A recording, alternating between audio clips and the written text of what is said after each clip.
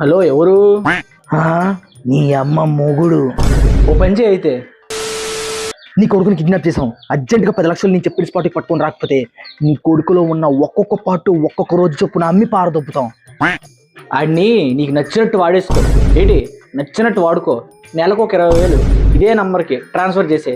ఆడికి మాత్రం ₹1 ఇవ్వకో, ఓకేనా? హలో మాస్టరు, నేను నీ కొడుకు ఇప్పుడు ఉద్యోగం ఇచ్చి ప్రయోజకుడిని చేస్తాను అనట్లేదు. కిడ్నాప్ చేశాను, చంపేస్తాను అంటున్నాను. తెలుసు బ్రదరు. అదే నువ్వు నా కొడుకుని కిడ్నాప్ చేసావు. నువ్వు నచ్చినట్టు వాడుకో వాడిని. ఆ డబ్బులు ఏవో నాకు ఇచ్చి చాలు. పోనీ ఇంకో పని చేయి.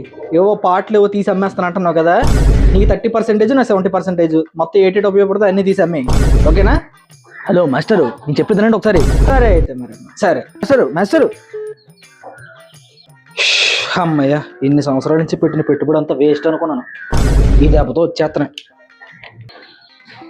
ఏంట్రా మీ డాడీ ఎలా ఉన్నాడు? నీకు ముందే చెప్పాను కదా బ్రో, నన్ను పట్టుకుంటే నీకు ₹1 కూడా ఇవ్వరని. నాకే ఎవరు ఖర్చు పెట్టుకోవడానికి, నీకెడతారు ఇంకా.